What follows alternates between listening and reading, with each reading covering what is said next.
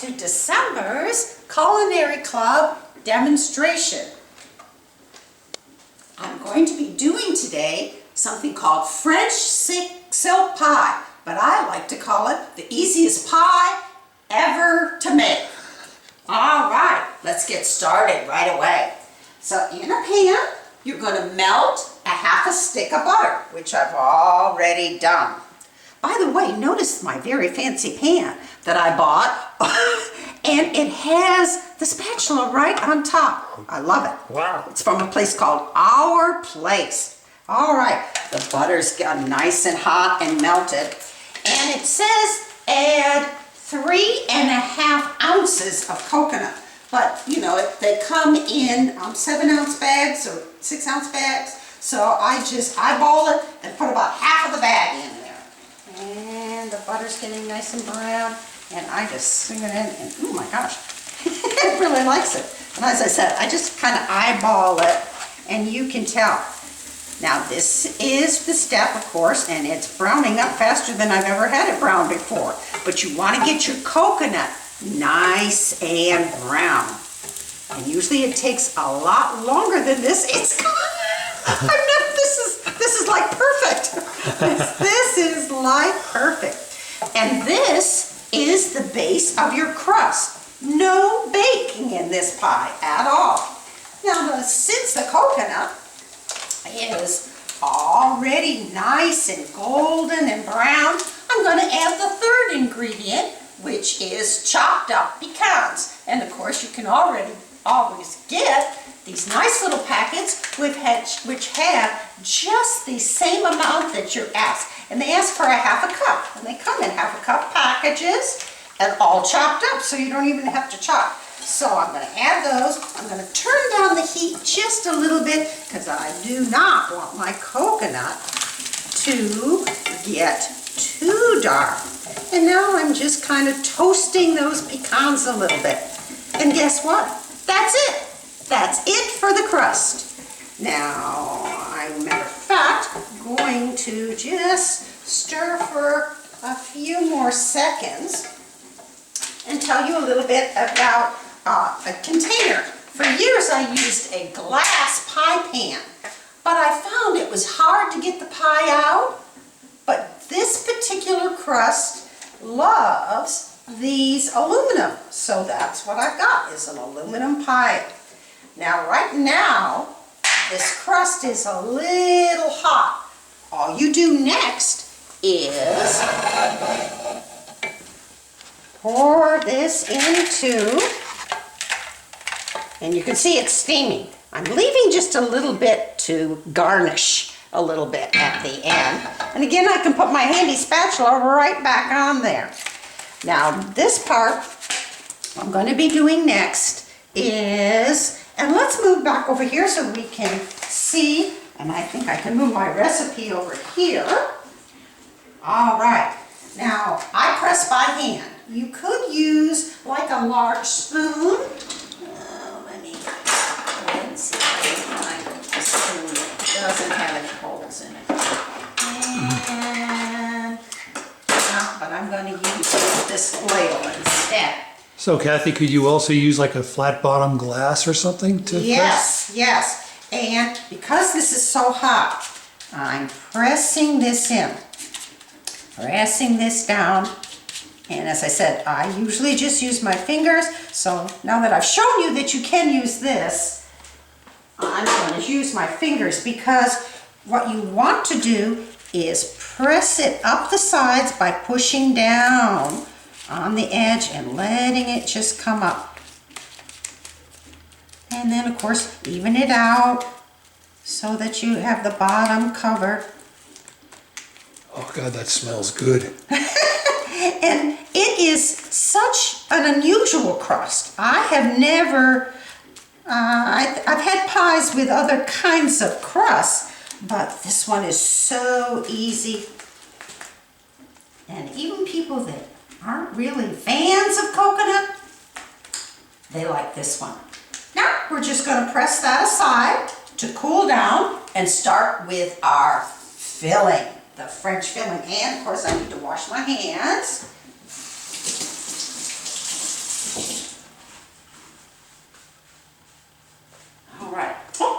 show you my motto for Christmas time. Christmas calories don't count, you know. All right, let's go on to our filling, which is 1 stick of butter. I recommend you having it at room temperature and then soften it.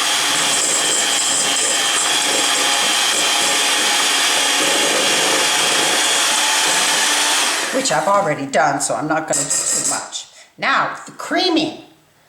I learned the hard way on creaming and how important it is to add just a little bit of sugar at a time. So I've got 3/4 cup of sugar, and I know this beater makes a lot of noise, but I'm going to be just kind of adding a little bit of sugar at a time.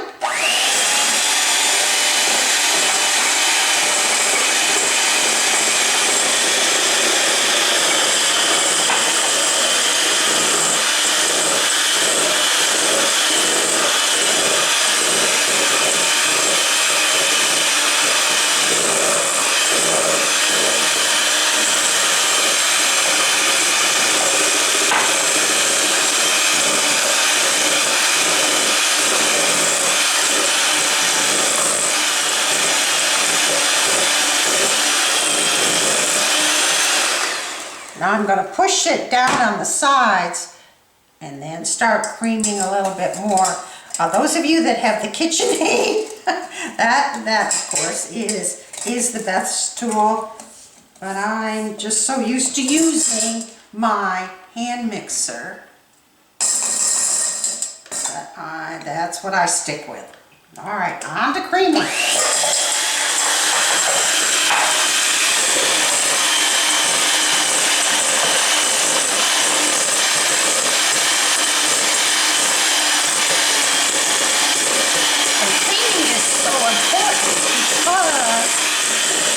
It makes that smooth texture, and if you didn't, you'd end up, instead of silky, you'd end up with sandpaper tasting.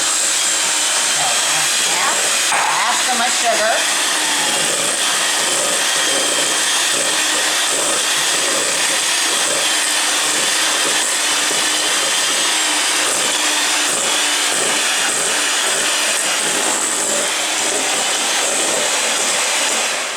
I'm going to do one more push down. Get it, all those little spatters down into the center. And I don't have my glasses on, but you can even see that the the granules of sugar are blended in. All right, next step. This is so easy. I've melted 2 squares of baker's chocolate.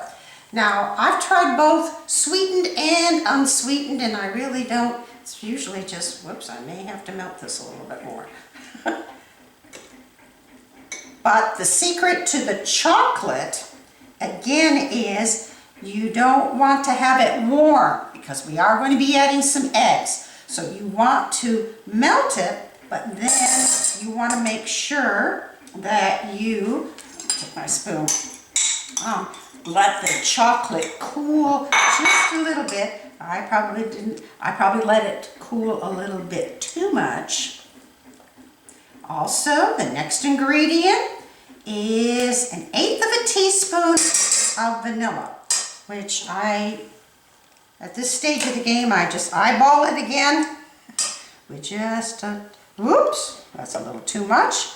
So I'm just going to add a part of that. And then I'm going to put my spoon and this away. And then we continue to mix until this is well blended.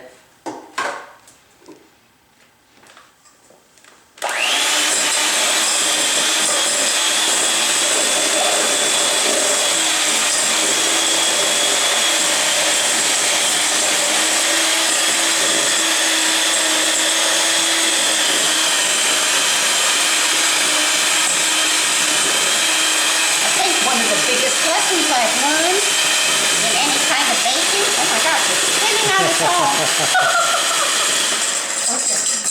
again, I'm going to push down on the sides.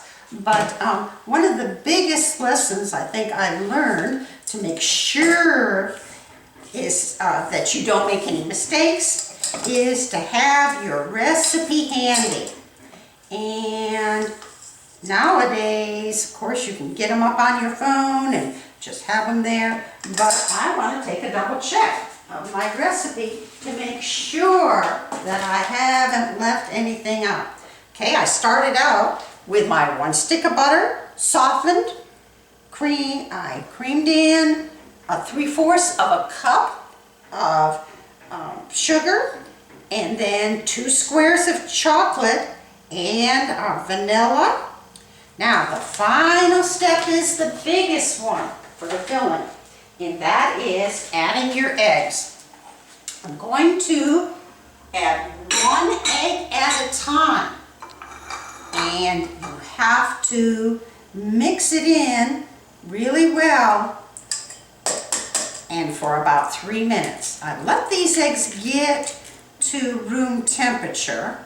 Just wipe off my hand real quick. To help with the process. And then you just let egg in.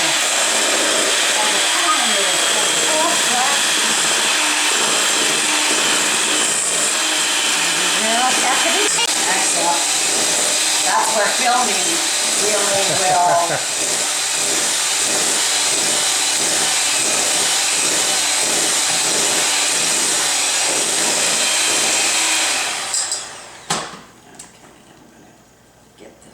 Here, put the other egg in, push everything down.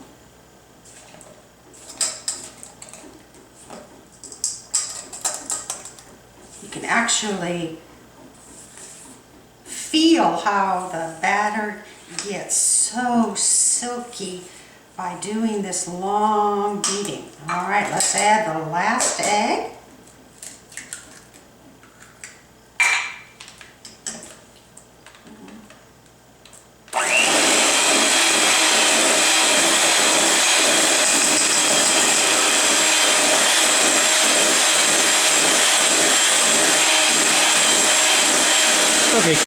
Okay. Well, it's ready. I'm going to take a final stir around. It's so smooth and silky. And there isn't much on the batters, but of course this is the time when to call your husband in, or the kids and grandkids to come in. Or the camera crew. To lick the beaters. And I'm not even going to try to get that little bit off the beaters. I'm just going to put this aside. And the next step, of course, is just getting this wonderful chocolate. And it's kind of it's a little thicker than a chocolate mousse. As you can see, it's really nice and thick. This is a refrigerated pie. Just keep getting that in there, and then I'll smooth it around to the sides.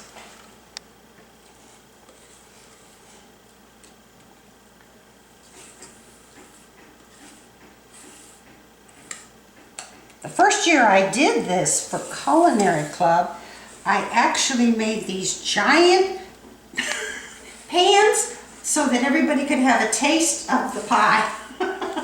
Not this time, though. Not this time. All right, and I'm a finger person here. I'm just going to put it in here, and then you just smooth it out.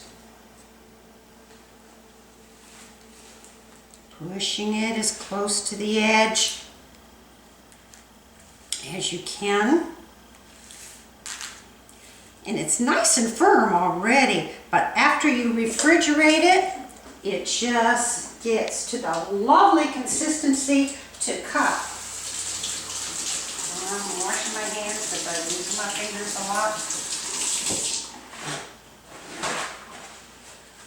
Final step is adding Cool Whip to the top to make it look beautiful. And I myself often wondered, should you make your own like topping? I've never tried it. I've always done the Cool Whip. And a thing for like whipped toppings and stuff is huge dollops. When you do a recipe, a lot of times they don't tell you these tricks about how to put the toppings on and what to do. So once you have your big dollops in there and in the center, then you push your back of your spoon, and you can have as thick or as thin as you want it. If you're going to freeze this, you do not put the whipped topping on before you freeze. Then you can make your nice by twisting, have it come up. And then remember that little bit of topping that I left for garnish. I take that out and I sprinkle a little on the top to just give it that final, nice finished off look. And as they say in France, voila, it's done. And just pop it back in the refrigerator and it's ready to go. And I have kept it in the refrigerator, completed like this, for, well, usually doesn't last more than 2 days when you're doing it for a It group. wouldn't at our house. But it would, I think it would keep for, 4 or 5 days. But as I said, you can freeze it. You can freeze it. All right. Okay. Happy holidays, everybody.